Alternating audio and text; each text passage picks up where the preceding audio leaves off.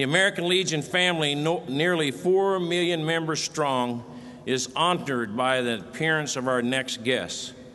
He has said that we have a sacred trust with those who wear the uniform of the United States of America, and his actions as the nation's 44th Commander-in-Chief reflect that commitment.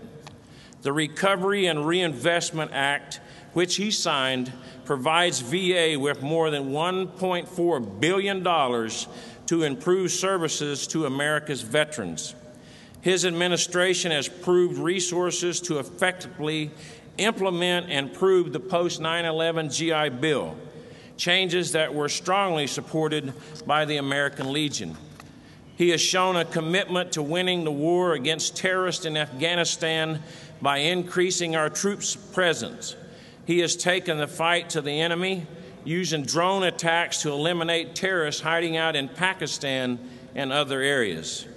And Hoover can get his announcement on May the 1st that a United States Navy SEAL team had successfully carried out a raid and killed Osama bin Laden.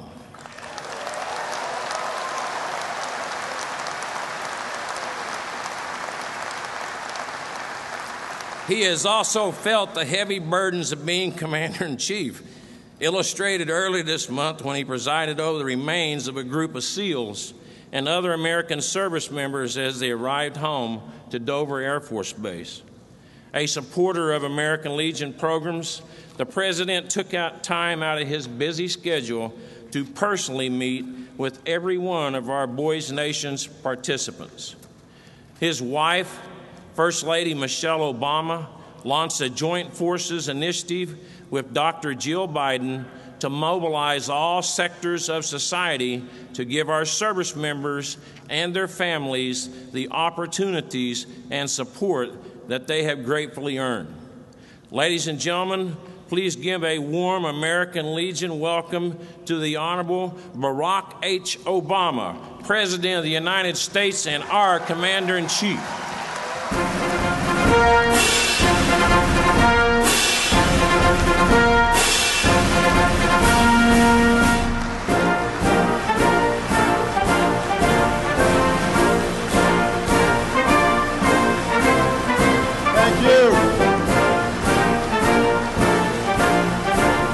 So much.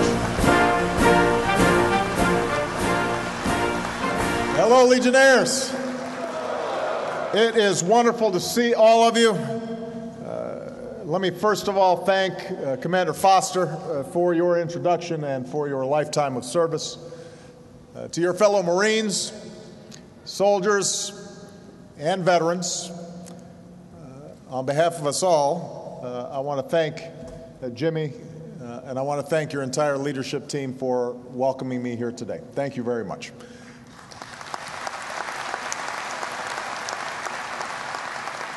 Your National Adjutant, Dan Wheeler, your Executive Director, your voice in Washington, Peter Gaitan, who does just an extraordinary job, and the President of the American Legion Auxiliary, Carleen Ashworth, thank you for your extraordinary service.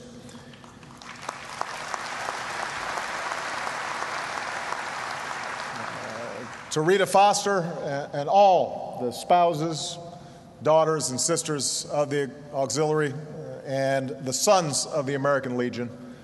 As military families, you also serve, and we salute all of you as well. There are some special guests here I want to acknowledge. They may have already been acknowledged, but they're great friends, so I want to make sure that I point them out. First of all, the wonderful governor of Minnesota, Mark Dayton, is here.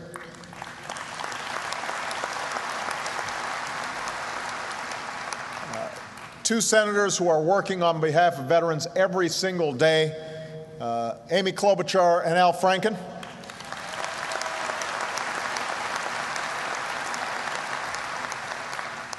Congressman Keith Ellison, this is his district.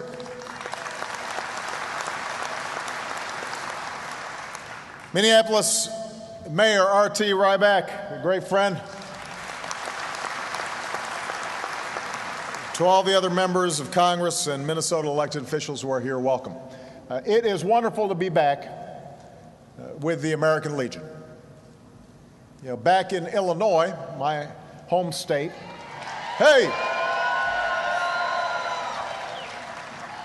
Illinois is in the house. We worked together to make sure veterans across the state were getting the benefits they had earned. When I was in the U.S. Senate, we worked together to spotlight the tragedy of homelessness among veterans and the need to end it. As president, I've welcomed Jimmy and your leadership to the Oval Office to hear directly from you. And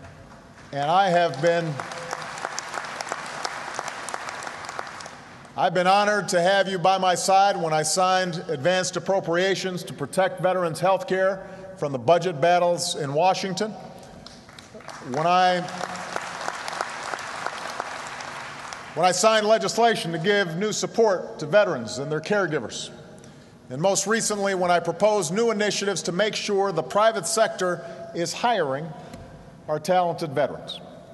So, American Legion, I thank you for your partnership. And I appreciate the opportunity to talk with you today about what we need to do to make sure America is taking care of our veterans as well as you've taken care of us. And I'm grateful to be with you for another reason. A lot of our fellow citizens are still reeling from Hurricane Irene and its aftermath. And folks are surveying the damage. Some are dealing with tremendous flooding.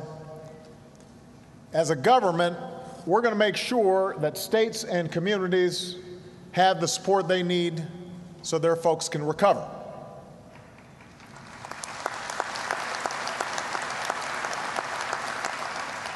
And across the nation, we're still digging out from the worst economic crisis since the Great Depression. It's taken longer and it's been more difficult than any of us had imagined. And even though we've taken some steps in the right direction, we've got a lot more to do. Our economy has to grow faster. We have to create more jobs, and we have to do it faster. And most of all, we've got to break the gridlock in Washington that's been preventing us from taking the action we need to get this country moving.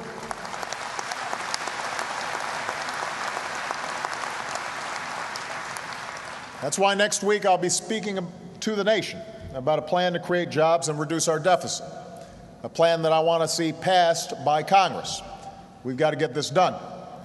And here's what else I know.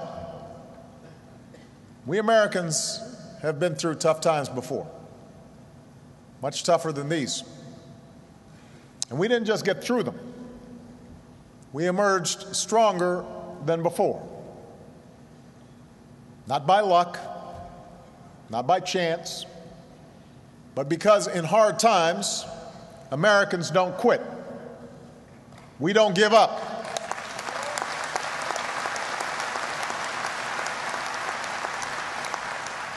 We summon that spirit that says, when we come together, when we choose to move forward together as one people, there's nothing we can't achieve. And Legionnaires, you know this story because it's the story of your lives. And at times like these, all Americans can draw strength from your example. When Hitler controlled a continent, and fascism appeared unstoppable, when our harbor was bombed and our Pacific fleet crippled, there were those that declared that the United States had been reduced to a third-class power. But you are veterans of World War II. Crossed the oceans and stormed the beaches and freed the millions, liberated the camps, and showed the United States of America as the greatest force for freedom that the world has ever known.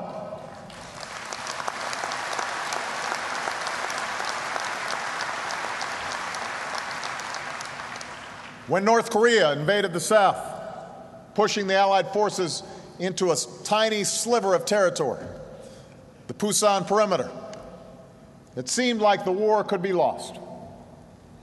But you, our Korean veterans, pushed back, fought on, year after bloody year. And this past Veterans Day, I went to Seoul and joined our Korean War veterans for the 60th anniversary of that war. And we marked that milestone in a free and prosperous Republic of Korea, one of our greatest allies. When communist forces in Vietnam unleashed the Tet Offensive, it fueled the debate here at home that raged over that war. You, our Vietnam veterans, did not always receive the respect that you deserved, which was a national shame, but let it be remembered that you won every major battle of that war, every single one.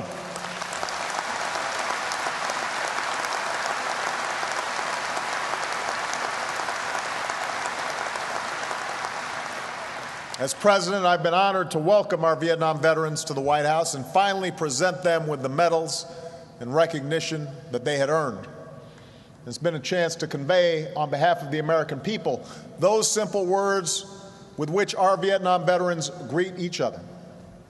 Welcome home.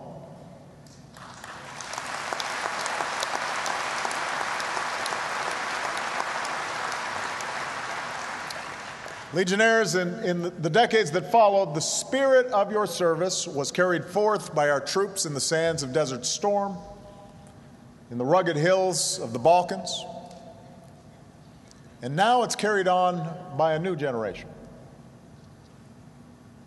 Next weekend will mark the 10th anniversary of those awful attacks on our nation. In the days ahead, we will honor the lives we lost and the families that loved them. The first responders who rushed to save others. And we will honor all those who have served to keep us safe these 10 difficult years, especially the men and women of our armed forces. Today, as we near this solemn anniversary, it's fitting that we salute the extraordinary decade of service rendered by the 9/11 generation, the more than 5 million Americans who've worn the uniform over the past 10 years. They were there on duty that September morning, having enlisted in a time of peace, but they instantly transitioned to a war footing. They're the millions of recruits who have stepped forward since, seeing their nation at war and saying, "Send me." They're every single soldier, sailor, airman, Marine, and Coast Guardsman serving today who has volunteered to serve in a time of war, knowing that they could be sent into harm's way. They come from every corner of our country, big cities, small towns. They come from every background and every creed. They're sons and daughters who carry on the family's tradition of service, and they're new immigrants who've become our newest citizens. There are National Guardsmen and reservists who've served in unprecedented deployments. They're the record number of women in our military, proving themselves in combat like never before. And every day for the past 10 years, these men and women have succeeded together as one American team. A generation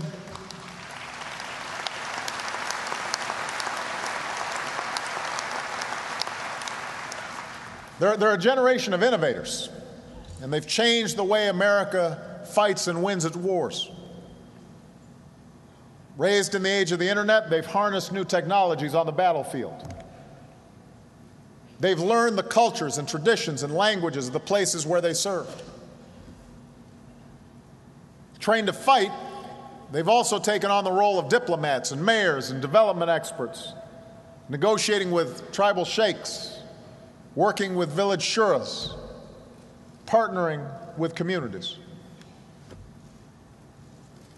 Young captains, sergeants, lieutenants, they've assumed responsibilities once reserved for more senior commanders and remind us that in an era when so many other institutions have shirked their obligations, the men and women of the United States military welcome responsibility.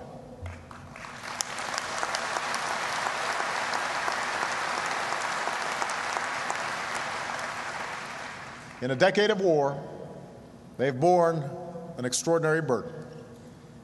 with more than 2 million of our service members deploying to the war zones. Hundreds of thousands have deployed again and again, year after year. Never before has our nation asked so much of our all-volunteer force, that 1% of Americans who wears the uniform. We see the scope of their sacrifice in the tens of thousands who now carry the scars of war, both seen and unseen. Our remarkable wounded warriors. We see it in our extraordinary military families who serve here at home, the military spouses who hold their families together, the millions of military children, many of whom have lived most of their young lives with our nation at war and mom or dad deployed. And most profoundly, we see the wages of war in those patriots who never came home. They gave their all, their last full measure of devotion. In Kandahar, in the Korangal, in Helmand, in the battles for Baghdad and Fallujah and Ramadi. Now they lay at rest in quiet corners of America. But they live on in the families who love them and in a nation that is safer because of their service. And today we pay humble tribute to the more than 6,200 Americans in uniform who have given their lives in this hard decade of war. We honor them all. We are grateful for them. Through their service, through their sacrifice, through their astonishing record of achievement, our forces have earned their place among the greatest of generations. Toppling the Taliban in just weeks, driving al-Qaeda from the training camps where they plotted 9/11, giving the Afghan people the opportunity to live free from terror. When the decision was made to go into Iraq, our troops raced across deserts and removed a dictator in less than a month. When insurgents, militias, and terrorists plunged Iraq into chaos, our troops adapted, they endured ferocious urban combat, they reduced the violence and gave Iraqis a chance to forge their own future. When a resurgent Taliban threatened to give al-Qaeda more space to plot against us, the additional forces I ordered to Afghanistan went on the offensive, taking the fight to the Taliban and pushing them out of their safe havens, allowing Afghans to reclaim their communities and training Afghan forces. And a few months ago, our troops achieved our greatest victory yet in the fight against those who attacked us on 9/11, delivering justice to Osama bin Laden in one of the greatest intelligence and military operations in American history.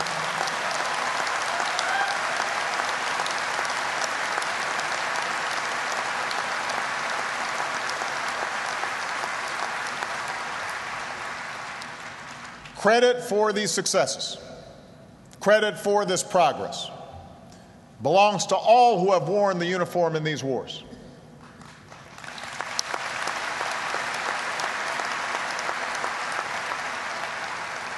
Today we're honored to be joined by some of them, and I would ask all those who served this past decade, the members of the 9/11 generation, to stand and accept the thanks of a grateful nation.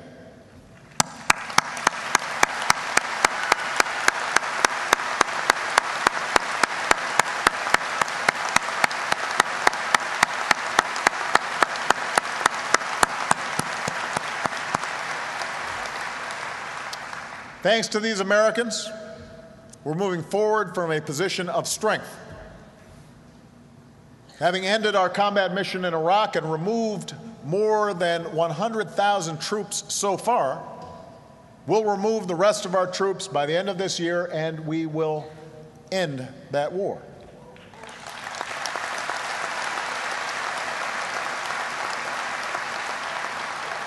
Having put al-Qaeda on the path to defeat, we won't relent until the job is done. Having started to draw down our forces in Afghanistan, we'll bring home 33,000 troops by next summer and bring home more troops in the coming years.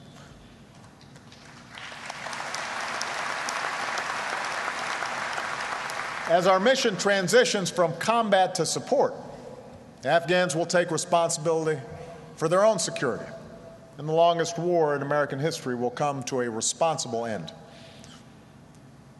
For our troops and military families who've sacrificed so much, this means relief from an unrelenting decade of operations. Today, fewer of our sons and daughters are serving in harm's way.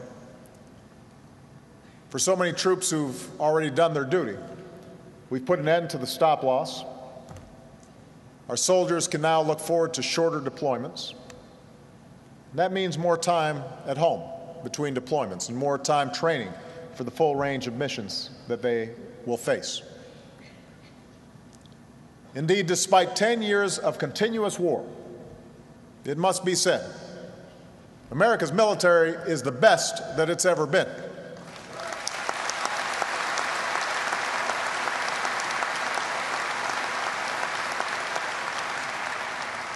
We saw that most recently in the skill and precision of our brave forces who helped the Libyan people finally break free from the grip of Muammar Gaddafi.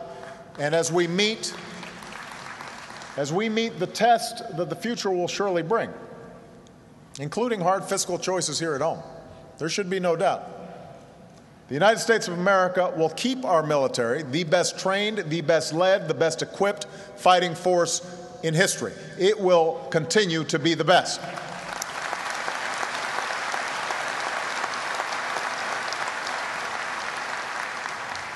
Now, as today's wars end, as our troops come home, we're reminded once more of our responsibilities to all who have served.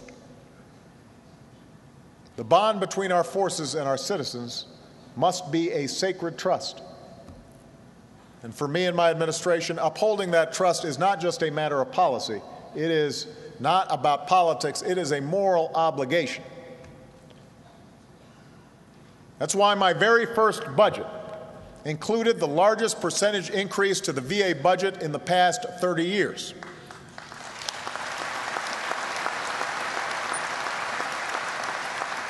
So far, we're on track to have increased funding for Veterans Affairs by 30%. And because we passed advanced appropriations when Washington politics threatens to shut down the government, as it did last spring, the veterans' medical care that you count on was safe. And let me say something else about VA funding that you depend on. As a nation, we're facing some tough choices as we put our fiscal house in order. But I want to be absolutely clear. We cannot, we must not, we will not balance the budget on the backs of our veterans. As Commander-in-Chief, I won't allow it.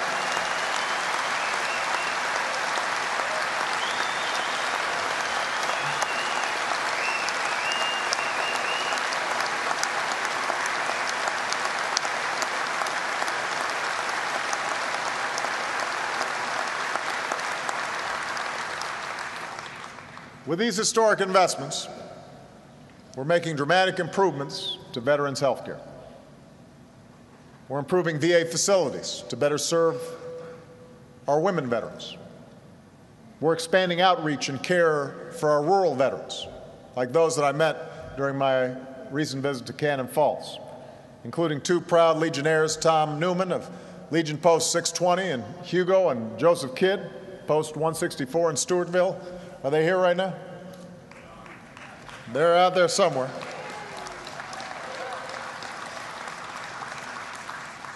That was a good lunch, by the way. For our Vietnam veterans, because we declared that 3 diseases are now presumed to be related to your exposure to Agent Orange, we've begun paying the disability benefits that you need.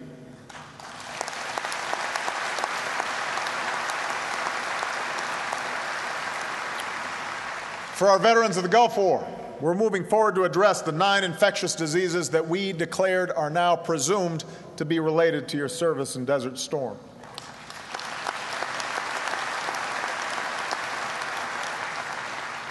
At the same time, our outstanding VA Secretary, Rick Shinseki, is working every day to build a 21st century VA. Many of our Vietnam vets are already submitting their Agent Orange claims electronically. Hundreds of you from all wars are requesting your benefits online. thanks to the new blue button on the VA website, you can now share your personal health information with your doctors outside of the VA. And we're making progress in sharing medical records between DOD and VA. We're not there yet. I've been pounding on this thing since I came into office. We are going to stay on it. We're going to keep at it until our troops and our veterans have a lifetime electronic medical record that you can keep for your life.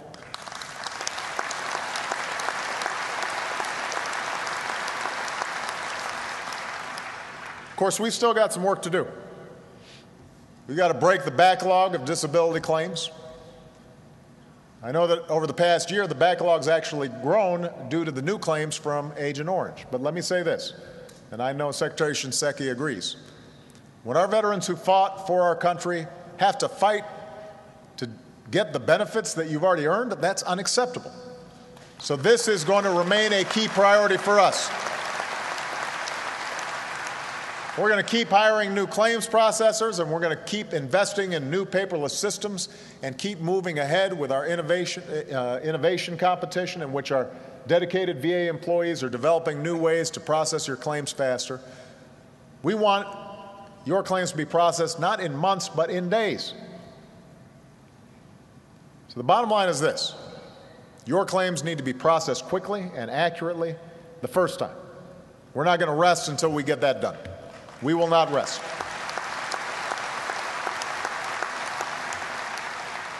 The same is true for our mission to end homelessness among our veterans. Already we've helped to bring tens of thousands of veterans off the streets. For the first time ever, we've made veterans and military families a priority, not just at the VA, not just at DOD, but across the federal government. And that includes making sure that federal agencies are working together so that every veteran who fought for America has a home in America.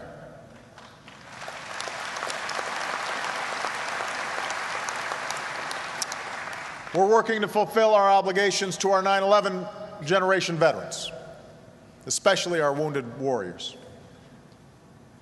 Now, the constant threat of IEDs has meant a new generation of service members with multiple traumatic injuries, including traumatic brain injury. And thanks to advanced armor and medical technologies, our troops are surviving injuries that would have been fatal in previous wars. So we're saving more lives, but more American veterans live with severe wounds for a lifetime. And that's why we need to be for them for a lifetime. We're giving unprecedented support to our wounded warriors, especially those with traumatic brain injury. And thanks to the veterans and caregivers legislation I signed into law, we've started training caregivers so that they can receive the skills and the stipends that they need to care for their loved ones.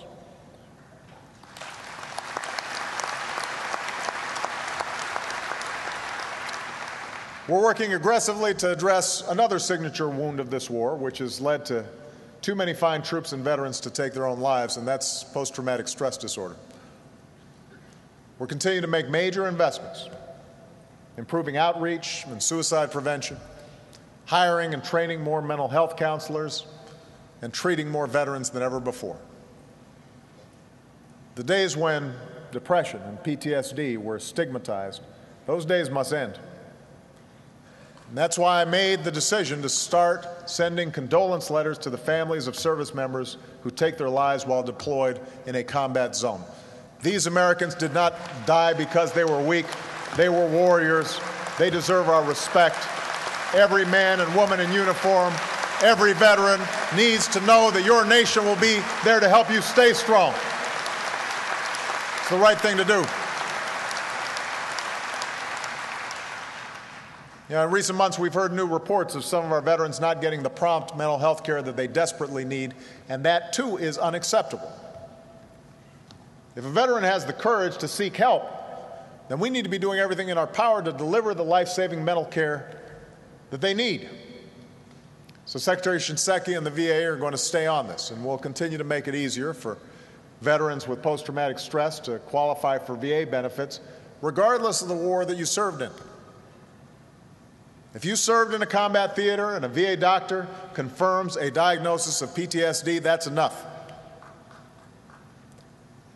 Which brings me to the final area where America must meet its obligations to our veterans. And this is a place where we need each other, and that's the task of renewing our nation's economic strength. After a decade of war, it's time to focus on nation building here at home. And our veterans, especially our 9/11 veterans, have the skills and the dedication to help lead the way. That's why we're funding the post-9/11 GI Bill, which is now helping more than 500,000 veterans and family members go to college, get their degrees, and play their part in moving America forward.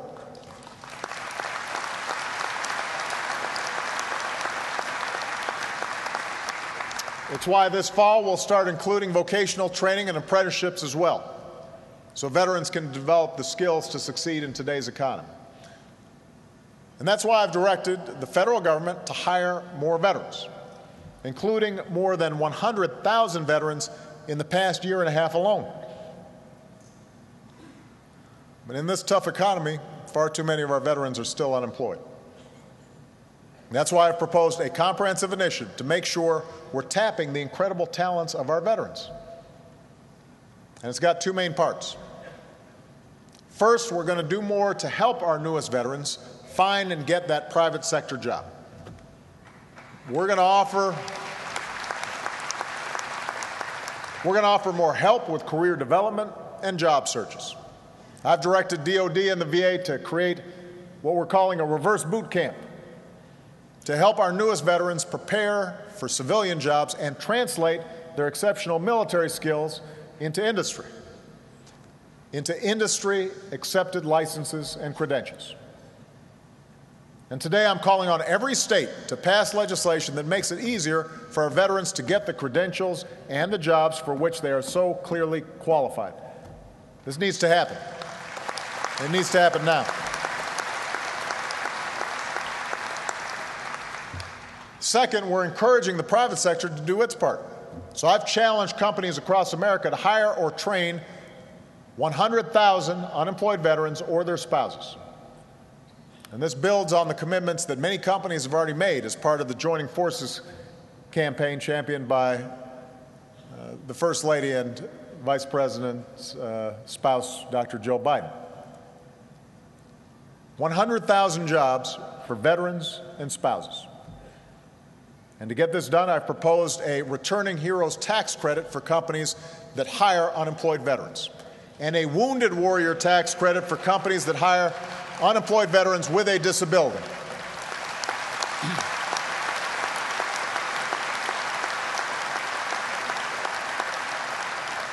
When Congress returns from recess, this needs to be at the top of their agenda. For the sake of our veterans, for the sake of our economy, we need these veterans working and contributing and creating the new jobs and industries that will keep America competitive in the 21st century. These are the obligations we have to each other. Our forces, our veterans, our citizens. These are the responsibilities we must fulfill. Not just when it's easy, not just when we're flush with cash, not just when it's convenient, but always. And that's a lesson we learned again this year in the life and in the passing of Frank Buckles, our last veteran from the First World War, passed away at the age of 110. Think about it. Frank lived the American century. An ambulance driver on the Western Front, he bore witness to the carnage of the trenches in Europe. Then, during the Second World War, he survived more than 3 years in Japanese prisoner of war camps. Then, like so many veterans, he came home, went to school, pursued a career, started a family, lived a good life on his farm in West Virginia. Even in his later years, after turning 100, Frank Buckles still gave back to his country. He'd go speak to school children about his extraordinary life. He'd meet and inspire other veterans. And for 80 years, he served as a proud member of the American Legion.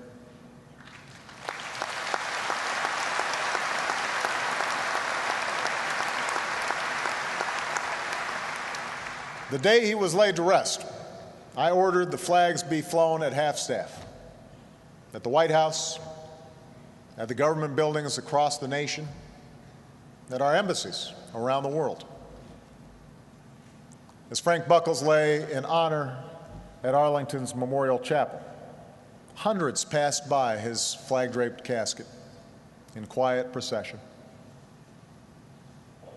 Most were strangers who never knew him, but they knew the story of his service, and they felt compelled to offer their thanks to this American soldier. And that afternoon, I had the privilege of going over to Arlington and spending a few moments with Frank's daughter, Susanna, who cared for her father to the very end. And it was a chance for me to convey the gratitude of an entire nation and to pay my respects to an American who reflected the best of who we are as a people. And Legionnaires, it was a reminder, not just to the family and friends of Corporal Frank Buckles, but to the veterans and families of every generation. No matter when you serve, no matter how many years ago that you took off your uniform, no matter how long you live as a proud veteran of this country we love, America will never leave your side. America will never forget. We will always be grateful to you. God bless you. God bless all our veterans. And God bless the United States of America. Thank you.